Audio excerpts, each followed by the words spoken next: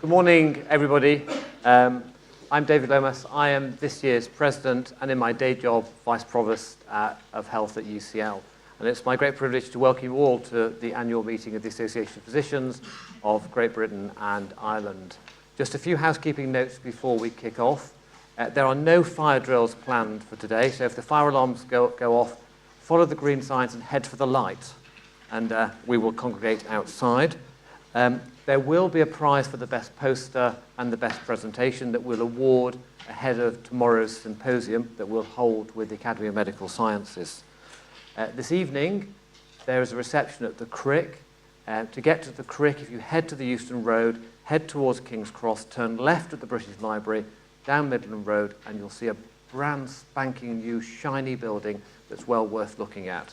It's got a beautiful curved roof which from the sky mirrors the roofs of the engine sheds at Euston, and you'll spot it instantly. But there will be a reception there. If you want a tour of the Crick, can you let the reception team know so that we have the appropriate number of people to show you around? Dinner tonight will be at the College of Physicians. Again, if you haven't registered and you want to come to the college for dinner, you let them know at reception. We'll try and get you a ticket. Finally, we have an app. Do we not, Colin? We have an app. Colin's going to tell us about the app. Yeah, just to tell you that we're encouraging you all to move into the 21st century.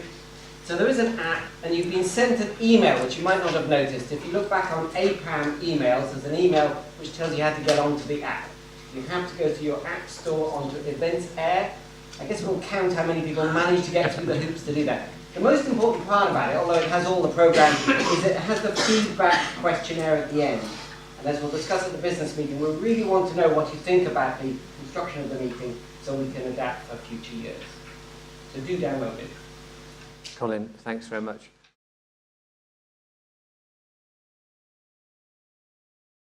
So we now move into the programme. We're going to kick off with the George Griffin lecture. And before we do, Edwin Chilvers is going to say a few words and then hand over to Michael Arthur. This is a bit scary. When I was in Cambridge, Edwin was my boss. Now I'm at UCL, Michael's my boss. I am surrounded by people who tell me what to do. And on that note, Edwin. So I'm Edwin Chilvers from the Department of Medicine at Cambridge, and the APAM executive have just asked me to give you a few words of introduction about the George Griffin lecture. Those of you with good memories will know that there used to be something called the Association of Clinical Professors of Medicine, which George oversaw for a large number of years, and that organisation was responsible for organising 2 lectures each year, and one of them was always the start lecture for the annual APAM meeting. And it took a broader view of some of the issues that run our life. And previously we had people like Stephen Holgate talk about the REF 2014 exercise. We've had Vicky Osgood from the GMC talking about the shape of training. And most recently, I think we had John Tuke talking about the future of our medical schools. So that's the flavour of these lectures. I took over from George, and I only achieved 2 things. One is I switched that organisation off in that we amalgamated with APAM. And secondly, to assuage my guilt, I persuaded APAM to name the lecture after George Griffin. So George is neither dead nor is he paying for this lecture. That's very important for you to know. And he's here today. And I hope very much that you'll look forward to it. So this is the last time that I'll make this announcement. It's now been running for 2 years, but Professor Arthur, all yours. Ed, David, ladies and gentlemen, let me add my welcome to UCL. You're in the Darwin Lecture Theatre. I've never precisely checked the GPS coordinates, but I believe that we're within 100 metres of where Darwin's back garden used to be. He lived for many years on Gower Street after coming back from his tour to the Galapagos and so on with Fitzroy. So welcome to this very historic place.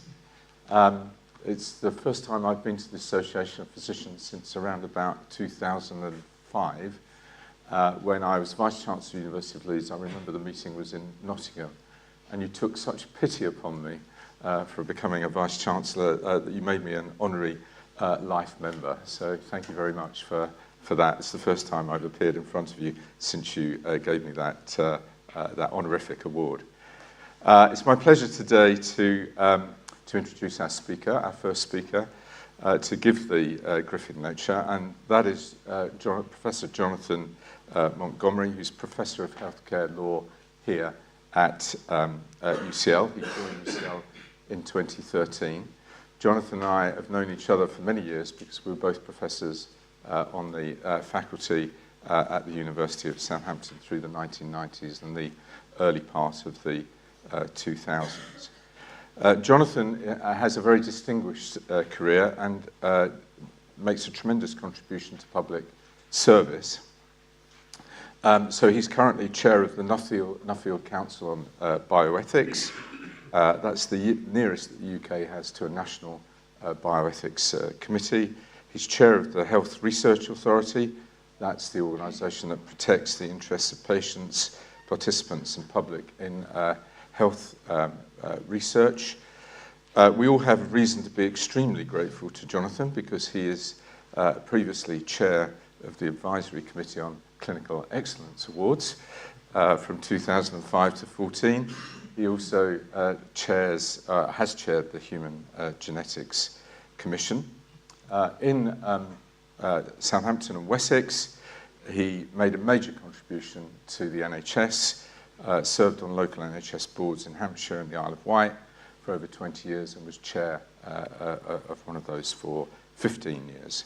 And he's also chaired the UK Clinical Research Collaboration Working Party on a strategy for brain tissue banking and a member of the Committee on Ethical Aspects of the Pandemic Influenza and Organ Donation Task Force. His own work is widely recognised as both having redefined his subject and made a significant contribution to its theoretical understanding. So the three principles of his approach are, first, that the subject area is definitely better understood as healthcare law rather than medical law. Secondly, the widespread assumption that medical law is concerned with subjecting doctors to legal regulation in order to promote ethical goals misrepresents the practice of lawmakers. We mostly seek to integrate professional norms into legal practice and reinforce them rather than challenge them. And finally, the third element of his profile is that he believes that more attention needs to be paid to the need to legitimate legal interventions in healthcare ethics. So I can think of no one better to speak to us on the subject of making the UK a great place to do research, the opportunities and challenges. Professor Jonathan Montgomery, thank you.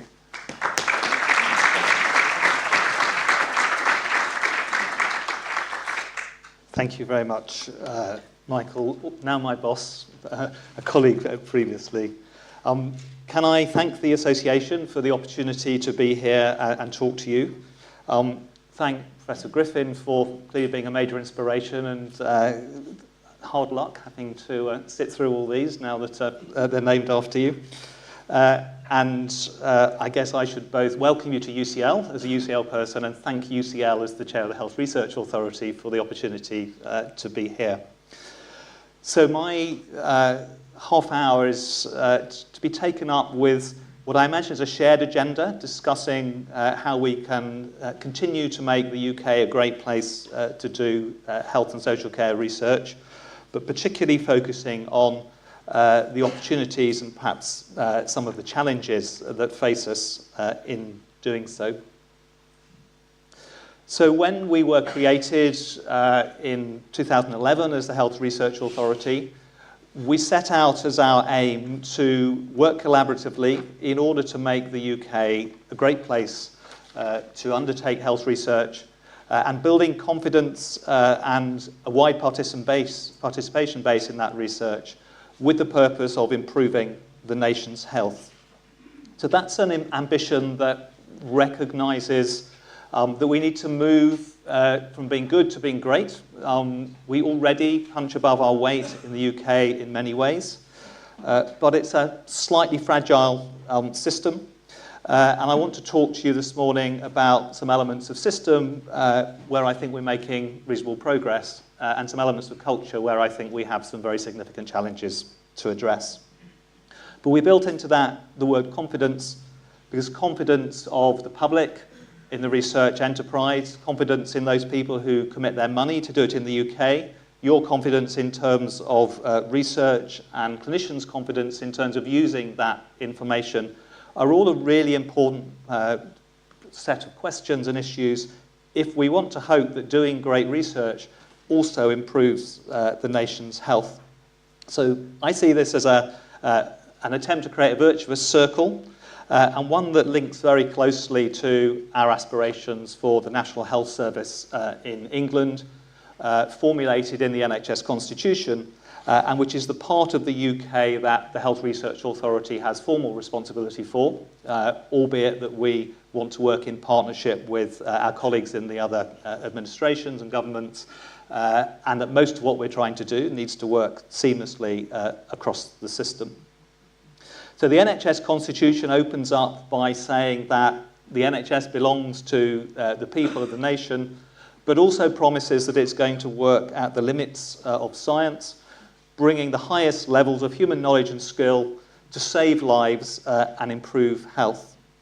That's what you might describe as a utopian vision of what we would all like to achieve. And it's in quite significant contrast to the underpinning assumptions of research ethics and governance, which are pretty dystopian. They assume that things go wrong. They hark back to the Nuremberg war trials. The Declaration of Helsinki commits us to making sure that the goal of medical knowledge and science doesn't take precedence over the rights and interests of research subjects and participants. So while we have a utopian dream, we also have to worry about the possibility that things go wrong. And I don't think we've quite got that in balance. So the Health Research Authority has a single objective. This is a single objective. It may not look like it, but that's what the statute says, to protect and promote. And one of the very first things that I had to do when I joined the Health Research Authority was to respond to a letter from the British Medical Association complaining about the fact that we appeared to be giving up on the protection in the interest of promotion. And surely the new Health Research Authority was being pushed by the government to encourage research to happen without due regard to the protection of participants. Well, that really isn't the way that we see it.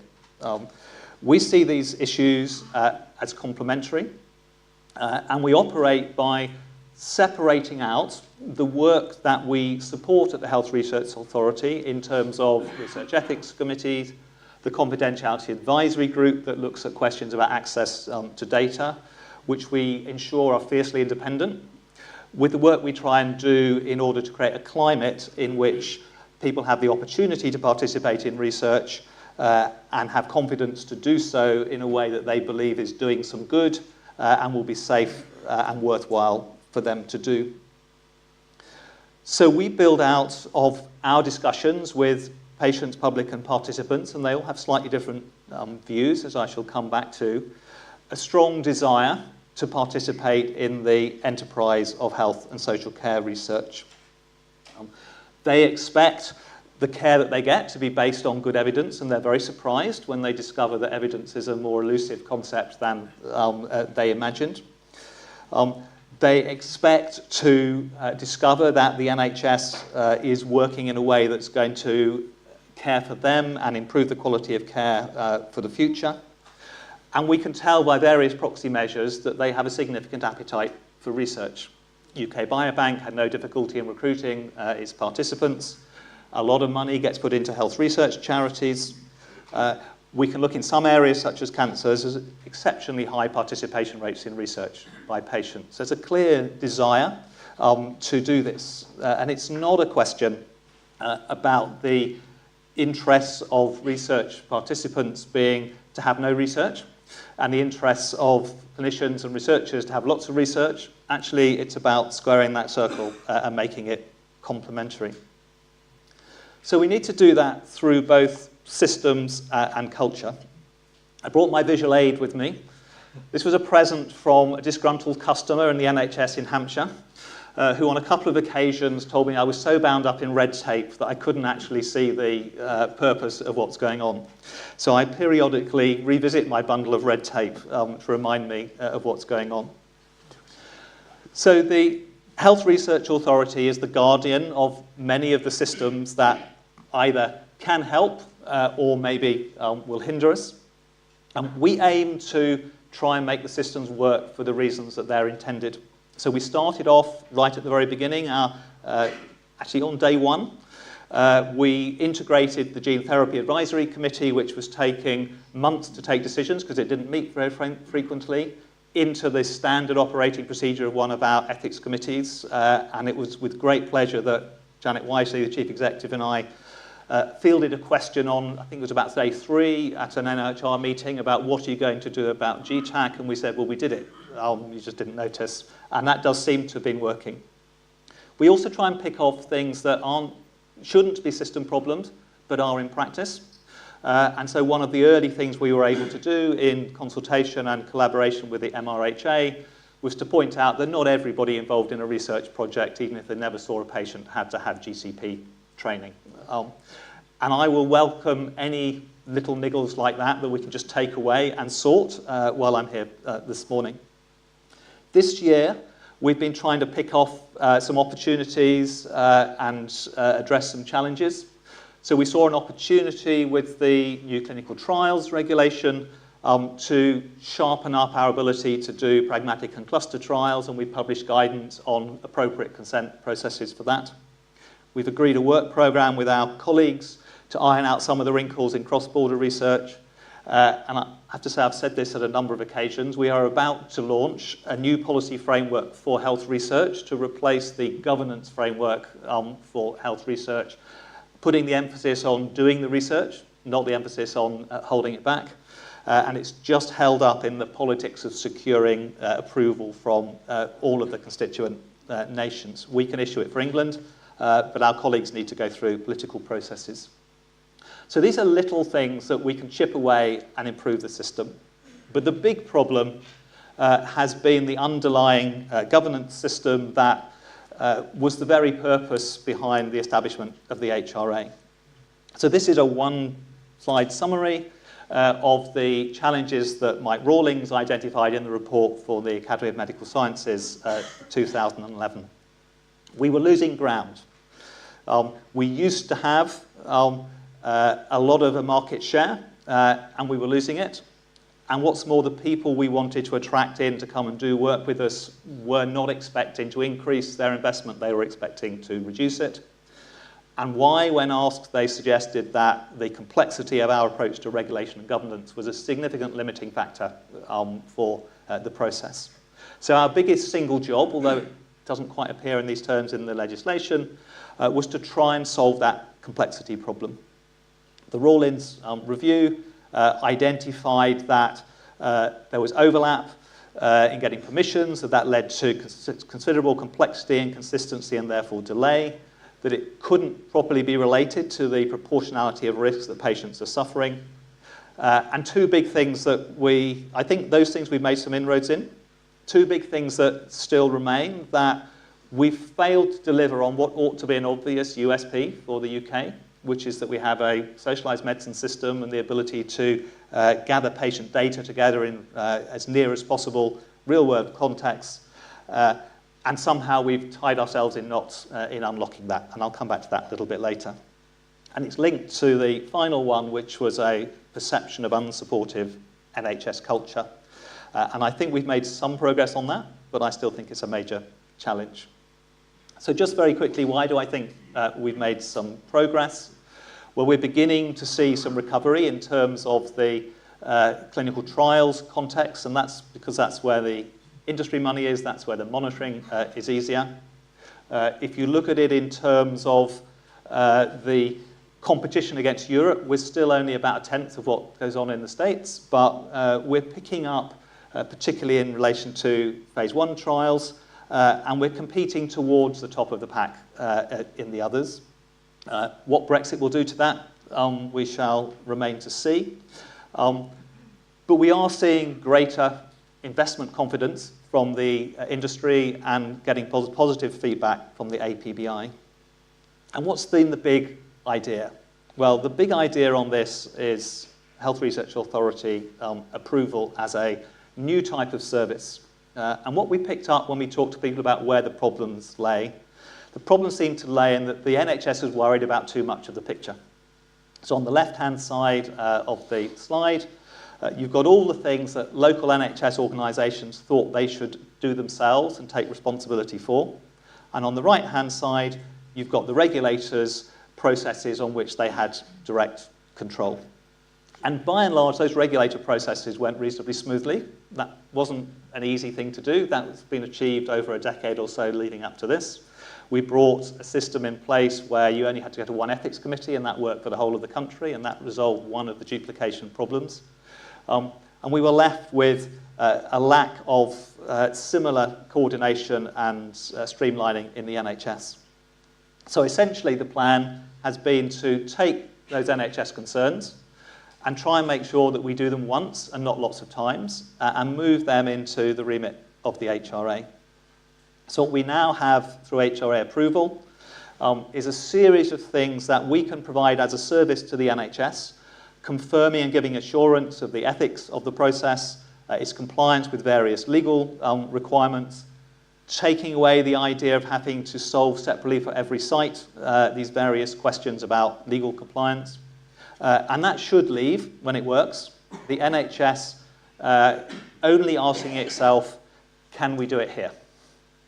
Now, we haven't quite got to making that work. We have particular challenges, I think, in persuading people to accept common material transfer agreements and contracts, but we have made significant steps in the right direction. It should feel, for the researchers now, about essentially you have two key stages before you get your approval, which will wrap up together the ethics approval and the various legal compliance and other assurances. We should work on the basis that you have to give us the package to be checked. We look at it, we come back to you once, is the theory, with all the things that we need to clarify on, and then we can move to a rapid approval. And we have a very nice little animation, this is a screenshot from it, which now says how it should work. Now, there is some evidence that it's beginning to move in that direction. So this is our timelines for HRA approval, and you can see that we had some significant capacity questions as we ramped up, but we're now beginning to move in the right sort of direction, whereby the time it takes to do what were the old R&D approvals is beginning to come down to what we hope are useful and, most importantly, predictable timelines. So that has the bit that was new to the HRA. This puts together the median timelines in relation to the length of time that should happen from it coming to us and it going out the door with the relevant approvals. We still have a reasonable amount of time taken up in RECs against the timetable, but that looks good internationally, and the add-on in red is looking much better and much nearer where we should be. I want to come back to some of the problems in a moment. So we're beginning to be able to monitor what's the impact of this on the obstruction of the bureaucracy. And in the Rawlings report, they cited a now infamous figure from Cancer Research UK of it taking 621 days to get from the decision to fund treatment to actually be able to recruit the first patient. So we're trying to get closer to whether we can monitor that in the current system. And we've looked at the last quarter prior to the introduction of HRA approval and the last quarter that we have data for, and we're certainly making some purchase on that set of timelines. So we can see that although NIHR and others had done significant work in improving against the 621, we are looking at something that now is nearer to what we are hoping for. And we have a few big successes. We have an Amgen trial in which we managed to get the first global site set up and the first patient recruited in a global study. So we do know that it can work, and we know that it's working more of the time than it used to.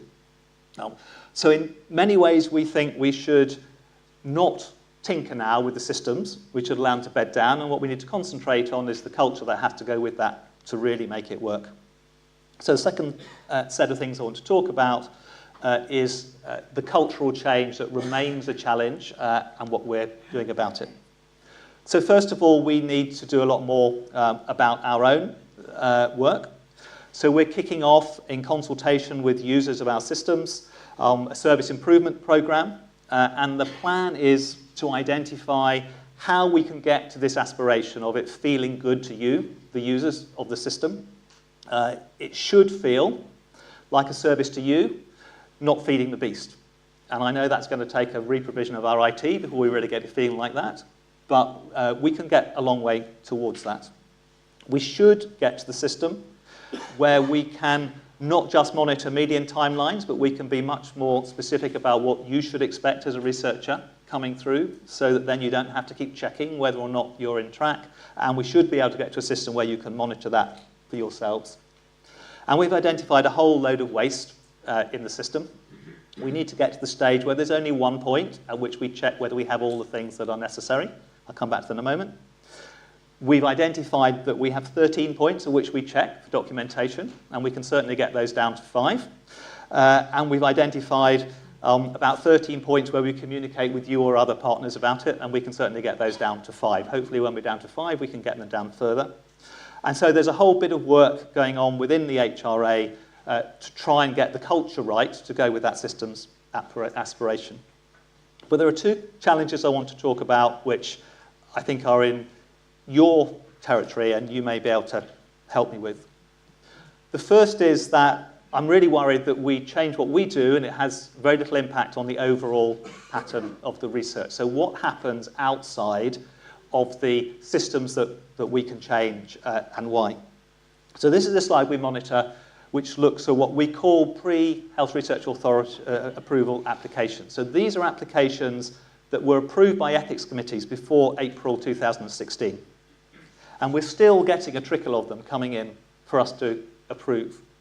So even if we are quick in our bit there, something is delaying the system and stopping things coming to us. And there may be lots of other behaviours that we're just not getting traction on in the system that we can't really solve unless we know where the hold-ups are. And I'm hoping I'll get some clues on that from you later.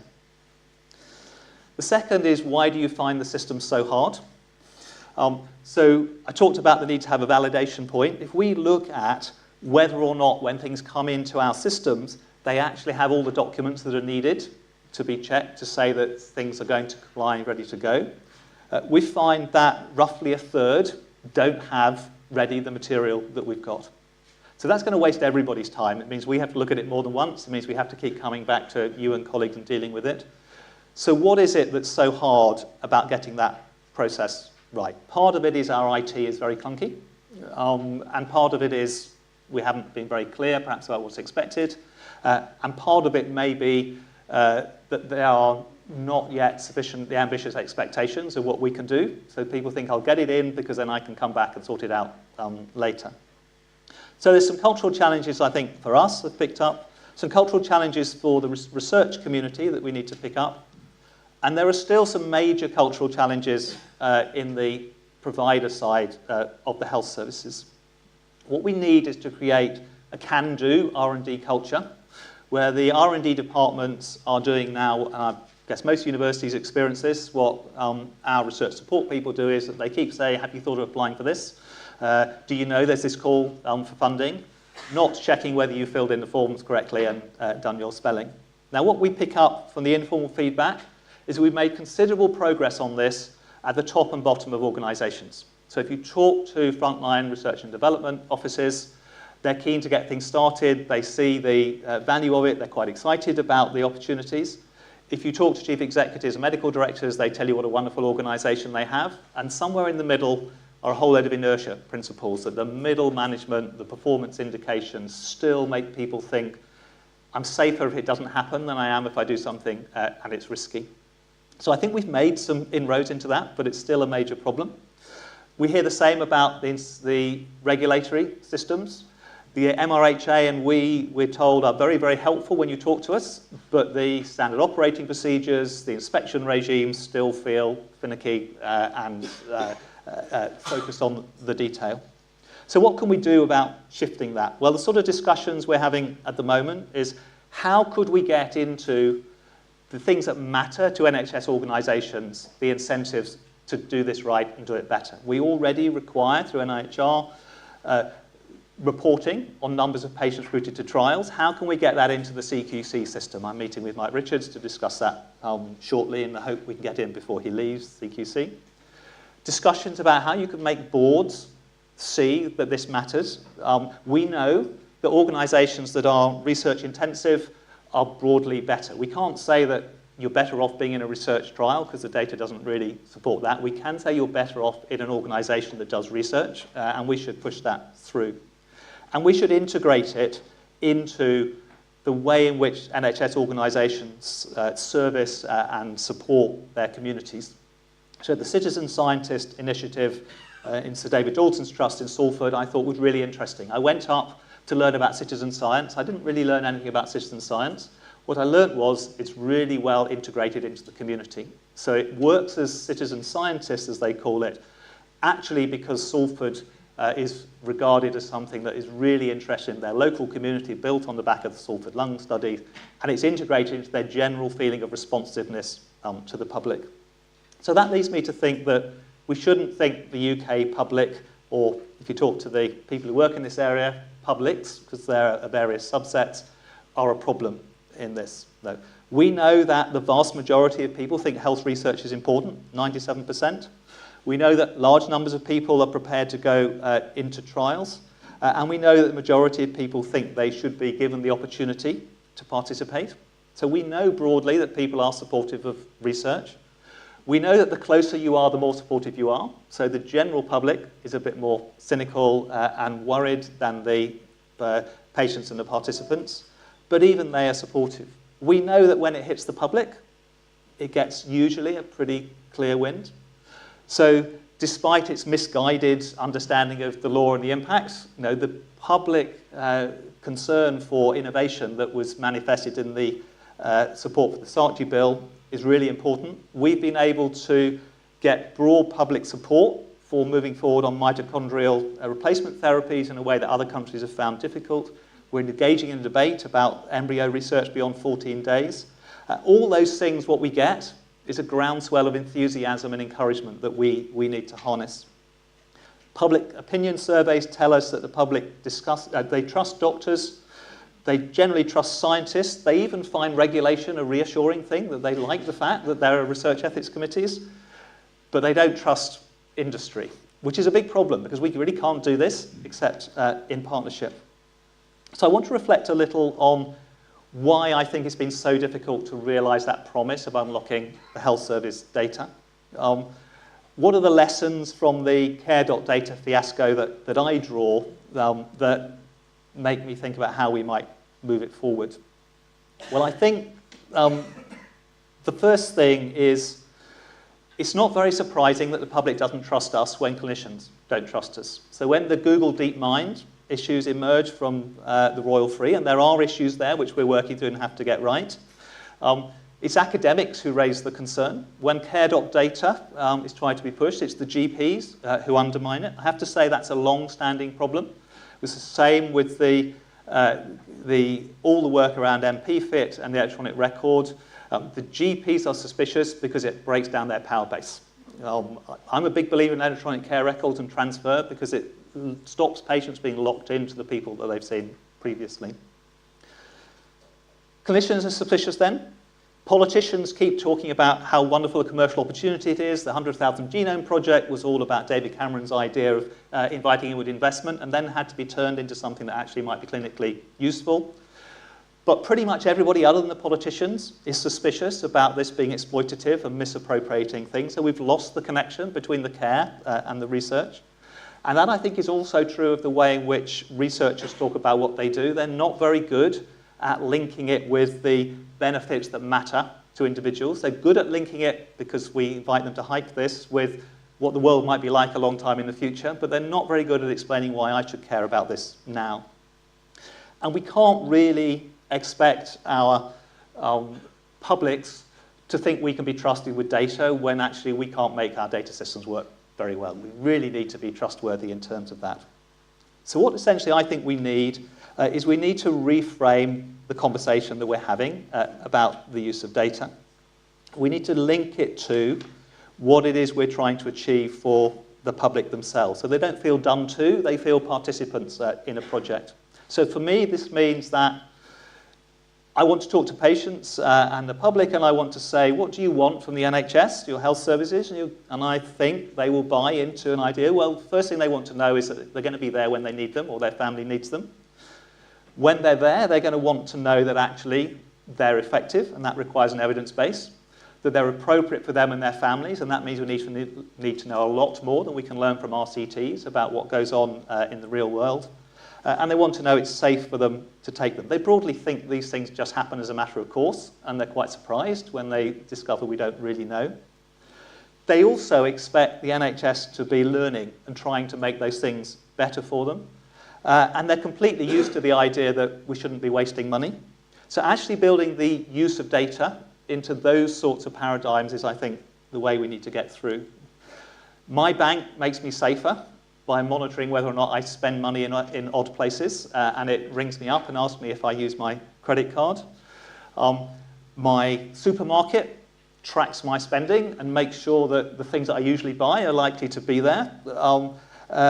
And actually what they're doing there is they are treating me as partners. I know I'm a junior partner. I know that the membership is really giving them money. But essentially I get a sense of I get something back for this. We've lost that connection for research. We've lost the idea that you're doing something which is a mutual benefit. And even if you don't get something from this research project, you're getting something for you and your family from the fact that we are research intensives. So we want to think in terms of partnership, and we need to reframe the partnerships. Because what we're dealing with is what I like to say is the shadow of the bad pharma. It's not that I don't think that there's good things in the work that Ben Goldacre has done. I think they've overshadowed the progress that's actually been made. It makes it very difficult for us to give credit for really good practice in journals when you keep saying you can't publish unsuccessful trials and results. But you can. And you keep saying we don't have enough transparency of the data, but journals are doing really imaginative things about making data accessible, and so is industry. And we've allowed the thinking that industry is bad and academics are good, but actually we have problems with, I'm sure you don't, but we have problems generally with academics only publishing favourable results, not publishing at all. We create the incentives to hype. The whole REF process encourages us to compete rather than collaborate, and the tendency of people to say this is my data set and no one else is having their hands on it is every bit as intense in academia as it is in industry, if not more. So what we need to do is to build confidence in the fact that we are doing it with the public, for the public, and that our interests are aligned and not in conflict. And that is a major challenge, and there'll be some work coming out from the Academy of Medical Sciences probably next month, which reviews what we need to do to enable us to use evidence better in clinical care and public debate, and it would include some material on conflicts of interests. So that feels like a big challenge.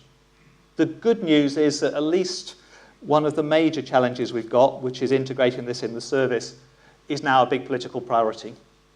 The mandate for NHS England, which was issued just a few weeks ago, has one of its 7 objectives is that the NHS England needs to support and harness the research opportunities. We're very pleased because they should be helping us, although actually they already have statutory duties to collaborate with us, and every bit of the NHS has a statutory obligation to use evidence and promote the creation of evidence. So it isn't that the system's not there, it's that the culture is not delivering what it's designed to do. And at least then we have some leverage to expose what it is that is limiting our ability to get the cultural change in the NHS, of which the biggest single thing is lack of money. But we can talk about in questions. So where do we want to be? Well, I want to give the last word to one of our patients who works with us, and we try to inform all the things that we do by the views of patients. Richard Stevens tells us and tells us regularly at conferences that he's very lucky because of research. Without health research, we'll never have a secure evidence base of what's worked, what doesn't, and for whom and why. And as a survivor of 2 cancers and a heart attack, he says that's his personal experience. He had his life saved by a procedure that was only possible through research and cancer drugs built on the sort of research that you... So actually we share the aspiration that we should all be able to say out of this system for health and social care research, we should be able to be proud of the part we've played in research because it's improving health outcomes and lives of many, many people here and around the world. Thank you very much.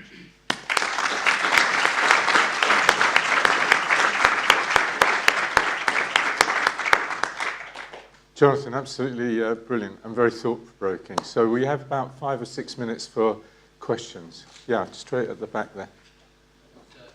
Splendid. Thank you very much indeed. My questions have evolved nascent cross-border questions. You talk about people with the Association of Great Britain. I very recently adopted UK address, but obviously there are significant issues of cross-border emissions and so on and so forth. Could you give us a little insight into that? Yes, so I need to say, first of all, that there are some things I might say off the record if you have a cup of coffee with me, and on the record. I think Brexit has concentrated the mind enormously, and I think we've had a whole series of questions in which people felt they were protecting their turf, and now actually the game is about trying to do things together. So I think, for a very sad reason, that's helpful.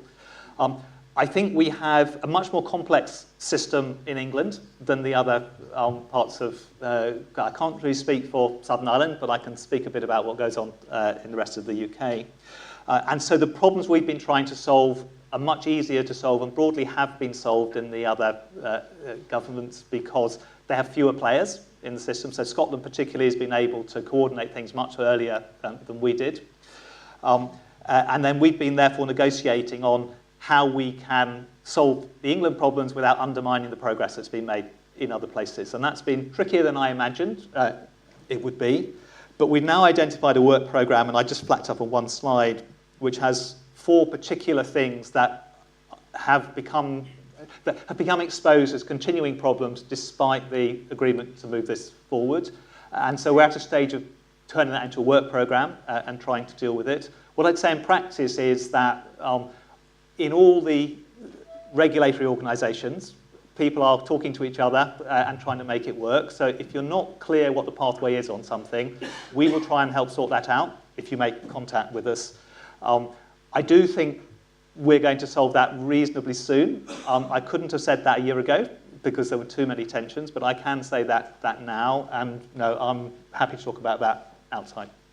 So I can see 3 questions, and we'll take all 3. And could you just say who you are and where you're from? I think would be helpful. So Maurice Brand from QMUL, and I've been at the sort of cutting edge of clinical research since the largely good old days of Hammersmith, where you could have a thought in the bar one night and be into patients within a couple of months. So a couple of constructive suggestions and a couple of comments.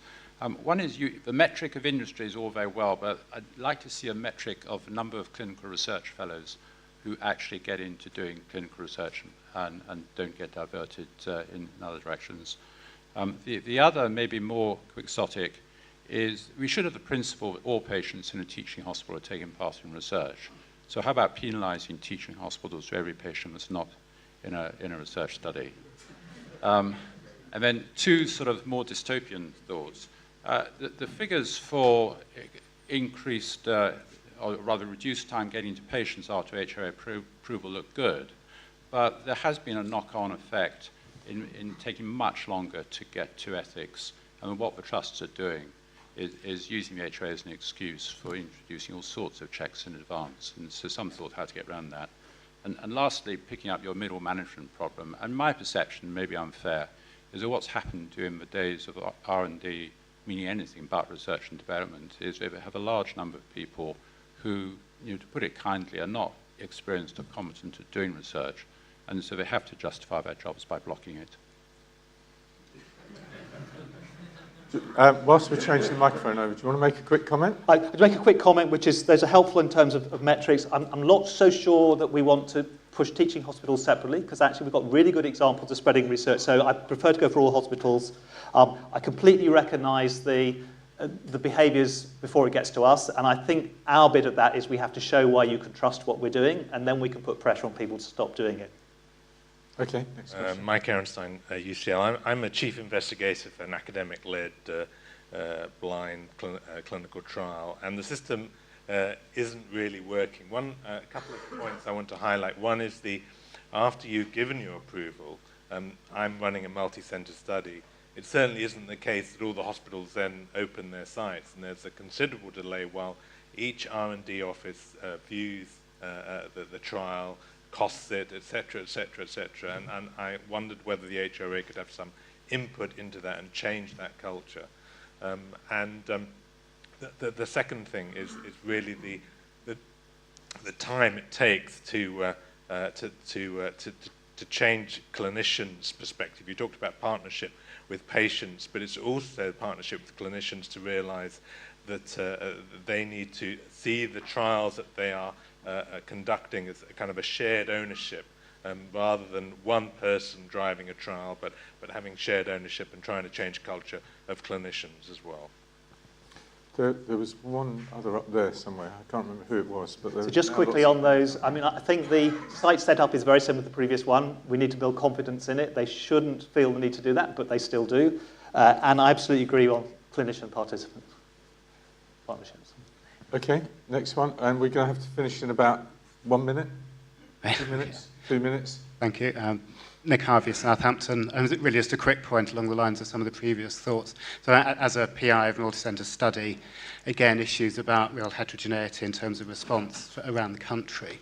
But I just wondered, you commented a lot about the middle management sort of blockages. And is there a way that you can influence that directly, or is that more of a sort of top-down and hoping that it percolates through the system? I think it's really difficult to get to middle management because you can get to the top and you can get to the bottom, but you can't easily identify the middle. We're working on it, but I think it's difficult. Rebecca Fitzgerald, Cambridge. I know time is short, but can I suggest that one size doesn't fit all for clinical trials, and for a diagnostic device, for example, that's not the same as a first-time-in-man drug trial, and that's one of the problems that I'm certainly facing with a novel diagnostic, 8 months in setup to get the trial going. Yeah, we're absolutely committed to that, and we see it as a Brexit opportunity. And we'll take one last question. Jonathan, I'm sure. Hi, it's Steve Powers, UCL, but I'm going to talk as Medical Director of the Royal Free. So I won't comment on your comments on DeepMind, although I'm very happy to comment if you wish and talk to you about it later. But I want to comment on the issue of the middle management, which I prefer to call the operational core of the hospitals. And I think what you said very much mirrors some external research we commissioned on how we are viewed as an organisation in terms of research, and it very much mirrored that the top of the shop gets it, but when you get into the operational core, that message gets lost. And actually, the agenda for the operational core of the hospitals is set nationally by NHS Improvement and NHS England.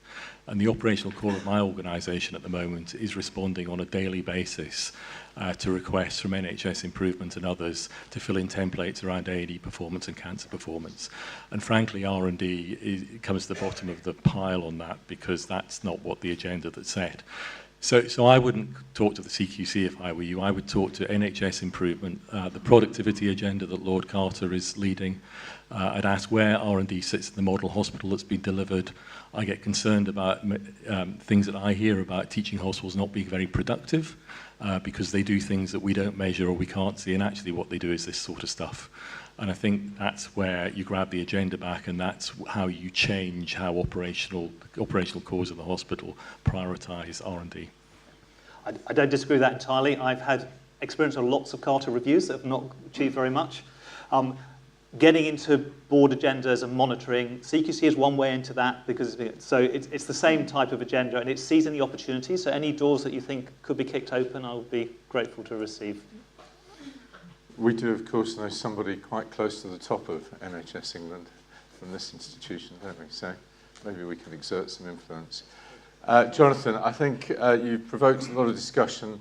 It was a brilliant talk, and I'd just like to invite everyone to join me in thanking you again.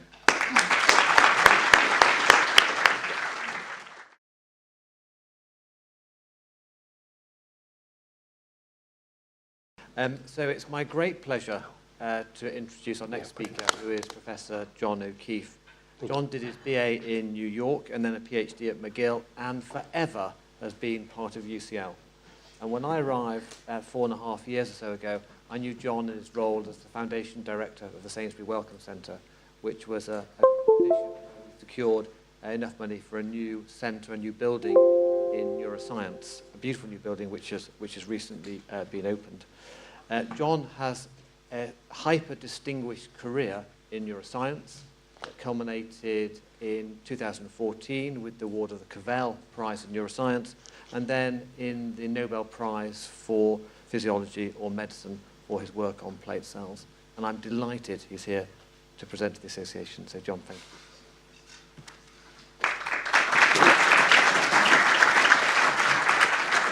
Thank you very much, David, and let me say I'm delighted to be here. Thank you very much for inviting me to talk. I'm going to tell you about two things. I'm a basic researcher, and I've spent most of my career at UCL trying to understand the basic mechanisms of operation of a part of the brain situated in the temporal lobes here. But like I think many, perhaps most basic researchers, I've always at the back of my mind hoped that someday we'd be able to use this information to make a contribution to human health. And so in the second part of my talk, I'll tell you about our beginning research efforts in that direction, and particularly how we're trying to use our understanding of the mechanisms of action of this area in the temporal lobes to understand and address the problem of a major problem of health, which is Alzheimer's disease. So let me begin then at the beginning. Let's see if I can get all these things to work. Which is, it's going to be a little difficult here.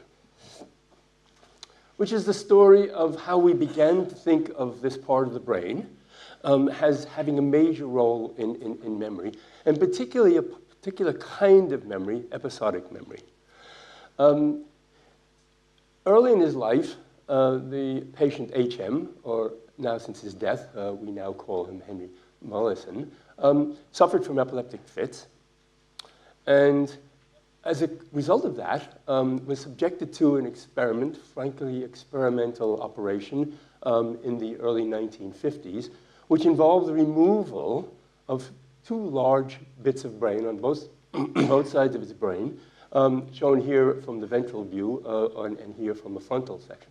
And essentially, what the surgeon did was go in and take out large parts of the mesial part of the temporal lobe. And you can see this is the intact brain, and you can see here. And essentially, this area is rather complicated. There are many different structures in that part of the brain, but the major structure is this area, the hippocampus here. And Brenda Milner, over many, many years, together with her student, Sue Corkin, studied HM very intensively to see if they could identify exactly what the problem was. The operation, to some extent, ameliorated the seizures that HM had. But when he came around from the operation, it was very obvious right from the beginning that he had a profound deficit in his capacity for memory. He essentially could no longer store what we now call episodic memories. He could no longer remember what he had for lunch, who he had talked to the day before, where he had been. He could no longer store the kinds of memories which represent the everyday occasions of your life, your day-to-day life, what you did, who you did it with, where you did it. And they summarize, Sue Cork in his very nice book, summarize the deficits that they felt he had. He cannot recall anything that relied on personal experience, such as a specific Christmas gift his father had given him. He retained only the gist of personally experienced events, the general sense of the things, plain facts, but no recollection of episodic memories. So when I started researching in the brain in the late 60s and early 70s, and particularly when I came to UCL, having, as David said, been at Montreal, where in fact Brenda Miller had been one of my teachers, I saw this as an opportunity to see if we could actually use newly developed physiological techniques in animals to see if we could see what memories looked like. Could we look at the physiology of memory by studying this part of the brain, the hippocampus? So this is the hippocampus in the human, and here it is lying in the mesial part of the temporal lobes. And that's one of the areas. There are other areas that were removed in HM's, from HM's brain, but people like Brendan Milner thought that they knew what the amygdala did. It had something to do with emotions, and therefore they, by a kind of neural subtraction, decided that the major source of his difficulties came from the removal of the hippocampus. Here's what the hippocampus looks like in a rat, or in a very nicely colored stain. And it really is a very simple anatomical structure. It consists of several parts here called the cornu-monas fields, plus the dentate. And then there are these ancillary parts of the hippocampus about which we knew very little back in the 1970s, but which turn out now to be very, very important. So what we did was we essentially put electrodes into the brain of animals during an operation, allowed the animal to recover from the operation, and then monitor the activity of these cells, particularly these cells here, to see if we could understand how they participated in simple memory tasks. And over a period of months, my student Jonathan Destrovsky and I tried lots of different memory tasks.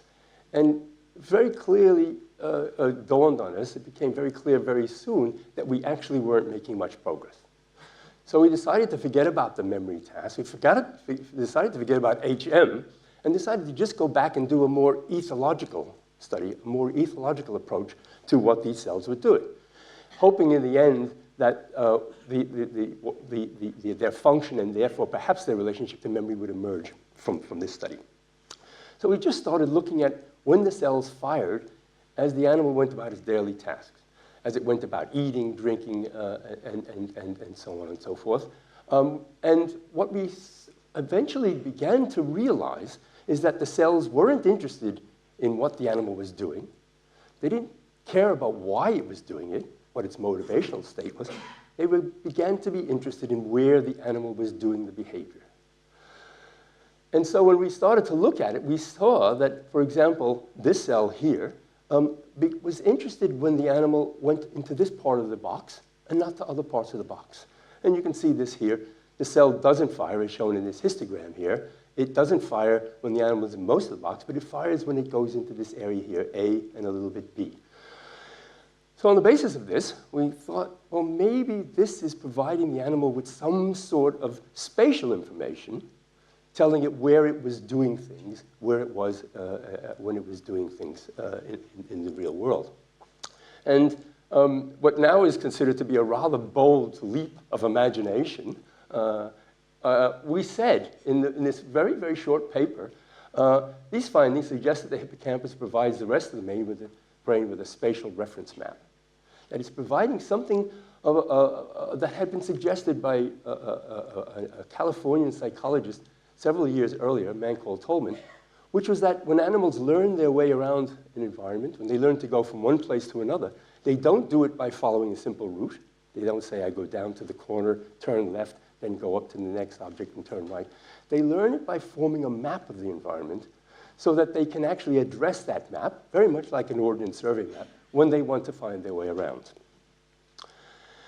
Well, I then got together with a man called Nadell, and on the basis of looking at the literature that was existed on the hippocampus at the time, we concluded that it might actually be forming this map, and we could see it in much of the effects of, for example, damage to the hippocampus that had already been reported. And I won't go into it in any great detail, but what we thought was that the map might look something like this.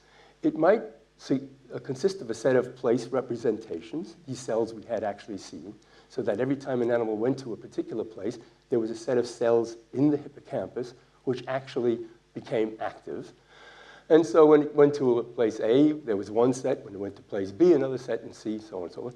And in addition to that, if you had a map and not just a set of place representations, you'd need to have some way in which the cells which represented the different places were connected together. For a map, you need not only know where you are, but how to go from where you are to other places in the environment. And the easiest way to do that is to set up a set of representations which represented the distance and direction from where you are to the location that you want to go for. So we imagine that there would be a bunch of places, and they would be located relative to each other by these distance and direction vectors. And then we came up with a whole bunch of predictions about what would happen if an animal actually lost this mapping function. And so we said animals can use the map to locate themselves in an environment, to locate items, including rewards and punishments in that environment, and to move from one place to another by any available route. One of the nice things about a map is you're not confined to any particular route. If you want to go from A to B, for example, to go from here to here, and you find that that path is blocked, then the system should be able to, as a map can, generate alternative routes, AC to BC. Perhaps even using something like vector algebra. You can do detours, you can do shortcuts. So we made suggestions. A good theory actually makes very clear and very concise suggestions. We suggested that there should be other signals, not only just these place representing signals, but signals which would represent distances and directions. At the time, there was no evidence for those sorts of signals in the hippocampus or elsewhere. And also that if the animal lost that representation, then it should no longer be able to do place learning. It should not know where it is, and it should not know how to go from where it is to other places. And what I'll show you in the next couple of slides is that essentially, over the last 40 years, we and many, many other laboratories have essentially confirmed those general predictions. We've found the place cells, the directional and distance cells, and we've also shown that animals with damage to this part of the brain actually have deficits of the sort that we predicted. So the first thing that we needed to show was that animals with damage to this part of the brain were no longer able to use place types of navigation using what would look like reading a map. And the chap who really did all the work on this is Richard Morris, who's at Edinburgh.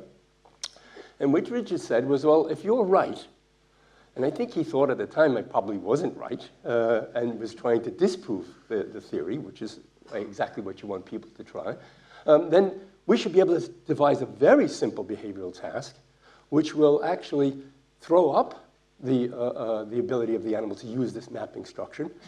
And if this part of the brain is involved in it, then the animals with damage to that part of the brain, the hippocampus, will not be able to do it.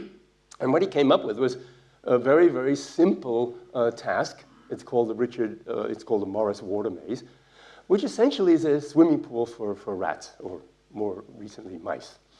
And what you do is you place into that pool, it's full of milky water, so the animal can't actually see anything underneath the surface of the water. You put into that place a small hidden platform. Then you put the animal down into the platform, into the water maze in different locations, and its job is, after it swims around a bit and says, oh, this is nice, and it goes a little swim, to find the platform so that it then can get out of the... and it doesn't take them very long. If you give them about 8 or 10 trials, very quickly normal animals can find their way out. So here's an animal that the first time he's put in, he wanders around until he finds the platform, and here's an animal after the 8th or 10th trial. They learn very, very quickly. And it turns out that damage to the hippocampus prevents the animal from learning this. They essentially continue to swim around for long periods of time without finding the platform. So I thought it would be useful to see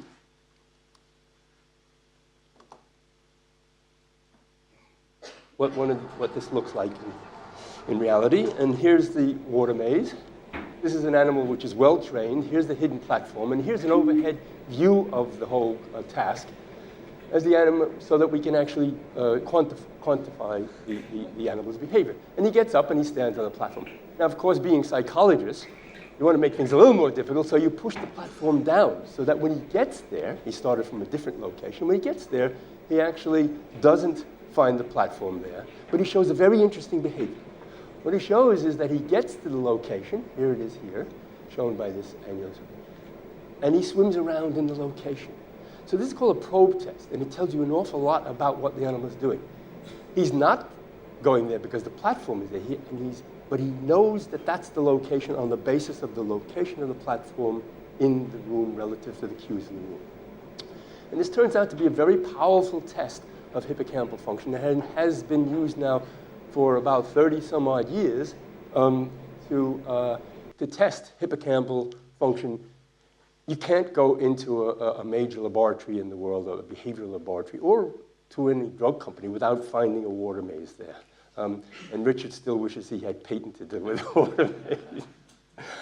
Right, okay, so we also know, through work in our lab and other labs, that there are all the signals that we would have hoped to find to construct the mapping system. We know that there are not only place cells, but there are, in addition, here are the place cells, but in addition, and not necessarily in the hippocampus, but in these areas surrounding, these retrohippocampal areas, which are actually projecting into and receiving information back from the hippocampus, we know that there are cells which represent the animal's heading direction. So they don't tell the animal where it is, they tell it what direction it's heading. And there are also cells which look like, although we're beginning to find problems with this interpretation, I won't go into that, which look like they're providing the metric for the map. You not only need to know the distance between two locations, but you need to not only know the direction, but the distance between two locations. So let me show you a little bit of what these cells look like to give you a flavor for so here's one of these place cells, and we now have lots of technology to help us quantify what these cells are doing. So we do things like put the animal into different shaped environments, such as circles or squares, and we can watch where the animal is. He has little lights on his head. We can watch where he is as he goes around the environment, so we can tell that he's been in lots of different parts of the environment. And then we can also tell where he is when the cells fire.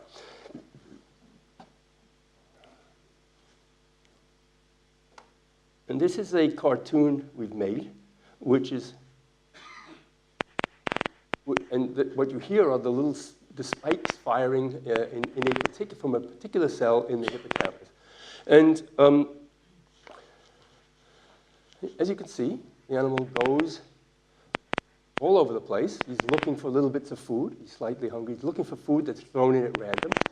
But it only is when he goes into this location here, as shown in this heat map, that the cell fires. If you look at other cells, they fire in other areas. Another one will fire over here, another one will fire over here, and so on and so forth.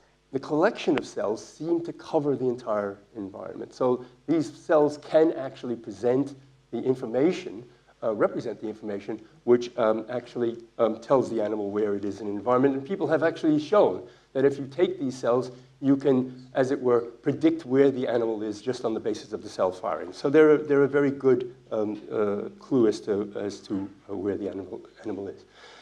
About 1984, a man called Jim Ronk, working in New York, found the cells that I had actually been looking for. I spent the next 10 years having found the place cells looking for these other kinds of cells. Where are the cells which tell the animal what direction it's facing in, how far it's gone from A to B?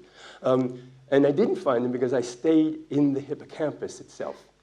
And it turns out that they're located in these other retrohippocampal areas here, behind the hippocampus, and the information is being projected into the hippocampus from these cells. So here's one of these head direction cells. And these cells don't care where the animal is. As the animal goes around, I put little arrows here to represent when the cells fire. And you can see it doesn't matter where the animal is so much. All it really cares about is that the animal is heading in a north or slightly northwest direction.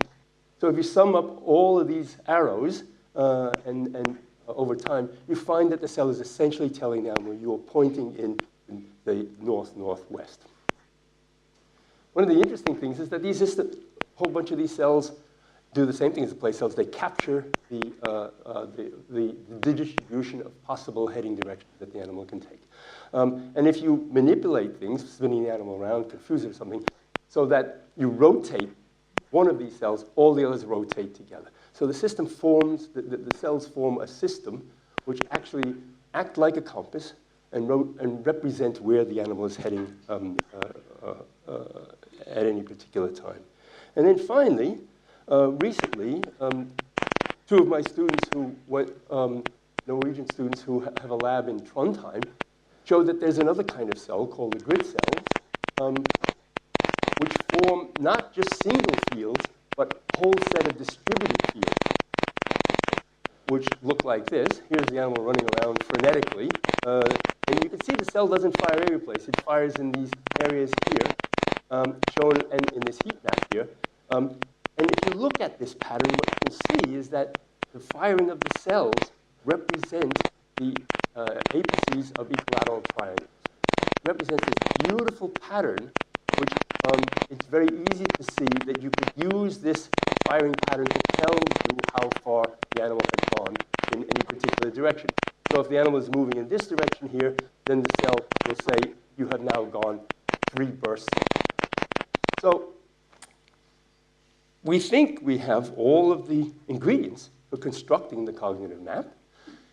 And we have done a lot of work, and ourselves and others have done a lot of work to try and understand, for example, what are the inputs to tell a place cell where the animal is, or and so on and so forth. And over the years, we've tried very much to, for example, see whether these cells are responding on the basis of the cues that are available to the animal in the environment, or whether they're using self-motion information. Is the animal saying, I'm now here, and I know that if I walk in a certain direction for a certain distance, then I can activate the next representation. And to get at that, we recently have been using virtual reality environments where we put the animal into an artificial world, and where we can control all of the information that the animal has, and we can also monitor its movement. So here's a mouse in this case, sitting on a floating ball. And as the animal runs, the ball turns, and we can monitor the animal's movement. We also can tell the animal where it is in this artificial environment by projecting things onto these VU screens. And when you do that, what you see is something that looks like this. And this is a screenshot from an animal looking down this corridor. And I'll show you what it looks like if he actually moves in the corridor. And you'll hear the firing of one of these cells, or not. Okay, that's not working. So essentially what the animal does is he runs from one end of the corridor to the other, and then at the end he gets a reward, and then he's transported back to the start of the corridor, and then he runs down again. So we can see where the cells fire relative to these cues. And then we can say, are these cells firing because of these cues here, or are they firing because he knows he's at the start and he can count steps and activate the next set of cells? And it turns out the answer is both. If we take away the visual cues, as shown here, then a cell which fires in the middle of the track, as shown by this a bright red spot here, stops doing so, and it looks as though the animal is using the cues on the side of the track to tell it where it is. But in addition to that, we can also show that it's using its own information from its own movements. So if we put the animal down in the, let it run and find out where the cell fires, as this one is doing, and then take away the cues, we find that the cells don't fire, as we'd expect.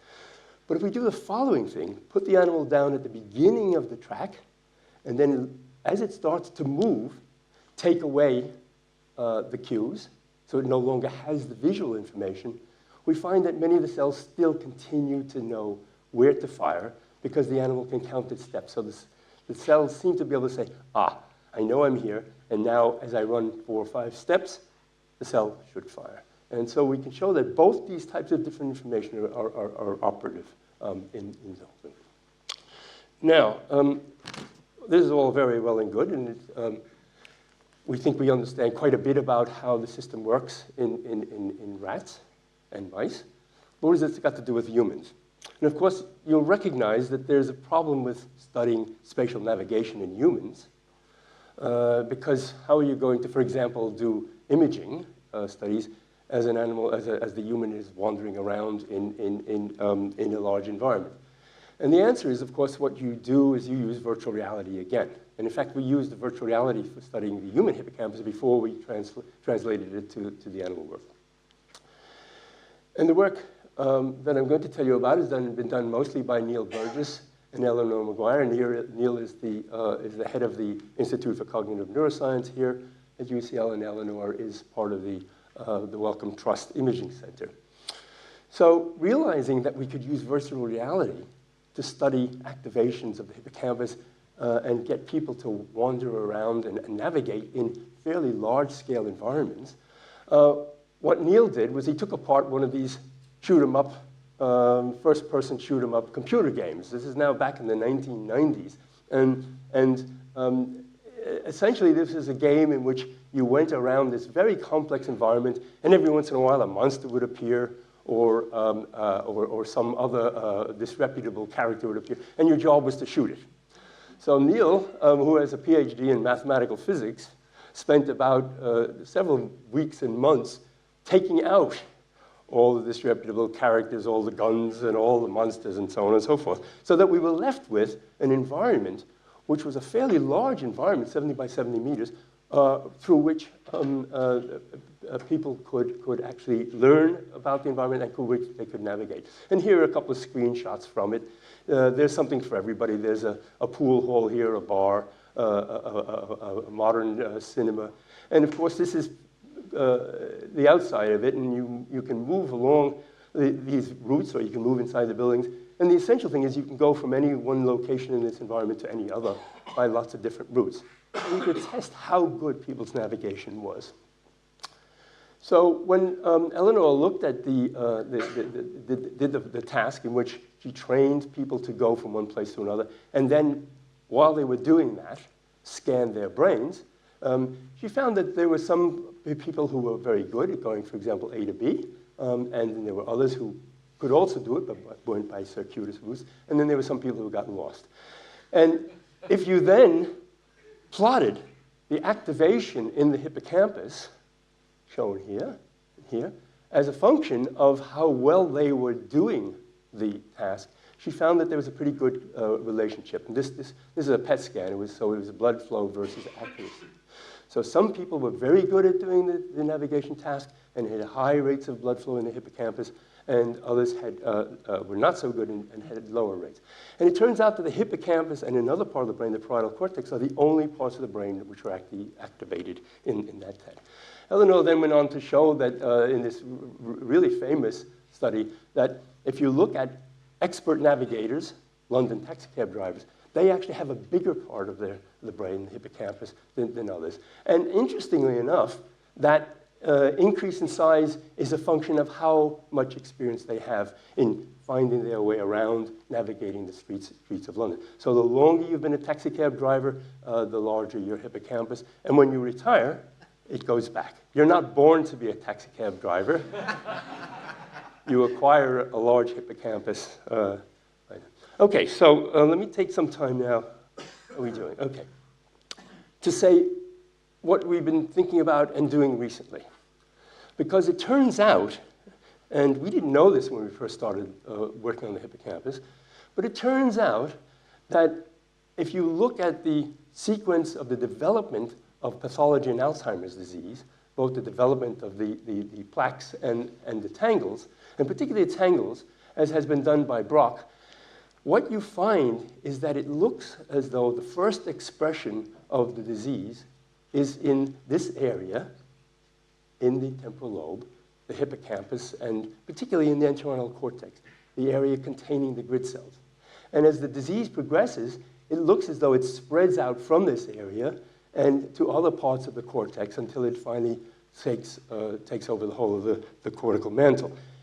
And so the idea is that perhaps it's spreading from a particular locus, a seated area, and it's spreading perhaps along even neural fibers, we don't know for sure, to other parts of the brain. So thinking about this, we thought, okay, can we use our knowledge of the function of these parts of the brain in rats and mice to begin to study what goes wrong in an animal model? And I'll show you some data from that. And can we also begin to see if we could come up with tests particularly spatial tasks, which would enable us to pick out this very, very early stage, the MCI stage, or even perhaps earlier stages of the disease process in humans. And I'll give you a little flavor for where we're going with this. In a study that was done by Francesca Kikuchi and Tom Wills, we used a mouse model, an early mouse model of Alzheimer's. It's not a complete model, of course, and none of these models really completely replicate the whole disease. This is an overexpressor of APP. And we showed that in a simple T-maze task, a task which we know is sensitive to hippocampal damage in normal mice, these animals actually showed a deficit. And the task is very simple. The animal is put down in this part of the box. It goes down to the end, the T here, and it has to go right because it can't go left, as it does here. And then, after a delay, it's allowed to make a choice, and its job is to go in the opposite way. And there's a natural tendency to do this, but we reinforce that by rewarding the animal to go there. And it turns out that the animal's performance on this is when we looked at these transgenic animals, is related to the plaque burden. So as the animals had more plaques as they got older, their ability to do this task was particularly impaired. And here's some more data showing that, especially if you introduce a delay, then the animals, not when they're young, as shown here, but when they get older, showing that this is a function of age as well as the mutation, they begin to get very much worse at this. Interestingly now, if we look at the place cells in these animals, what we find is that the place cells are normal in the younger animals, but as the animals get older, they begin to show all kinds of deficiencies. So here's a bunch of place cells. As I said, they fire in different locations in wild-type animals, and here's the cells in this transgenic animal, and they look fine when the animal is young. But as the animals get older, again, the wild-type cells are pretty normal, and some of the transgenic animals had cells which were normal, but some of them had very, very poor, deficient cells. And you can say this guy here, he's very bad at localizing where the animal is. It looks as though the ability of these cells to tell the animal where it is are beginning to become deficient as the animal gets older.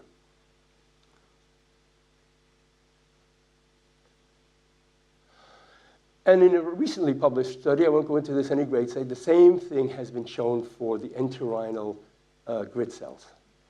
This is a different animal, a different mouse model. It's an animal expressing mutant tau, and you get this lovely buildup of tau here with time, and you see the same thing in that animal. You see that the animals in the water maze are very deficient when they're older, but not younger, and also in a T-maze task, they also show deficiency. So we think now, the beginnings of the ability to look at behavioral and cellular deficits in these animals during the progression of disease. And of course, what we'd like to see is that at an early stage, the grid cells are impaired, and it's only then at a later stage that the place cells become impaired. Okay, and then, and as I say, there's deficits in the grid cells at a late stage in these animals. Here are the grid cells at a very late stage, and they're much worse in terms of their ability to represent the environment.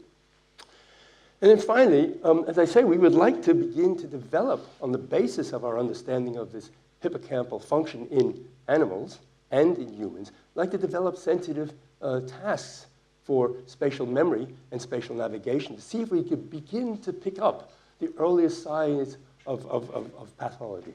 And it turns out that of course, Alzheimer's patients show deficits in topographical disorientation and finding their way around. Granny begins to start to wander and not find her way around.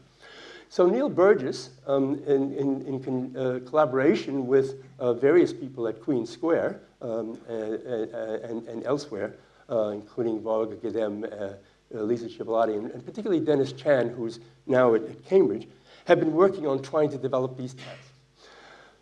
This is one of the first ones that they developed, and it's actually looks like a very powerful test. It's based on one of Piaget's tests, which is, can you identify the same scene from different orientations? So what you do is you show the person or the patient a set of mountains. It's called a 4 mountains task, as seen from a particular scene. And then after a very, very short period of time, 2 seconds, you show them 4 other pictures, only one of which represents the same group of mountains, and the other 3 are foils, which are other groups of mountains in different arrays. And this is the correct one. It's seen from a slightly different orientation than that one. When you do this, and you study hippocampal patients, as shown by this group here, and these are patients who don't have problems with visual perception, visual memory, what you find is that they all are very, very bad at doing this. They're very bad at doing the task, and in some cases, they're bad even when all of the pictures are in front of them. You don't even have to make it into a memory task. You can make it into a perceptual task. And it turns out that this task is pretty good at picking up both AD patients and MCI patients relative to controls or other kinds of demented patients. And this is even when you look at MCI patients with and without biomarkers. So we're very, very optimistic that this is going to, these are still small numbers, but we're optimistic that this is going to provide us with a tool for beginning to see the first stages of disease.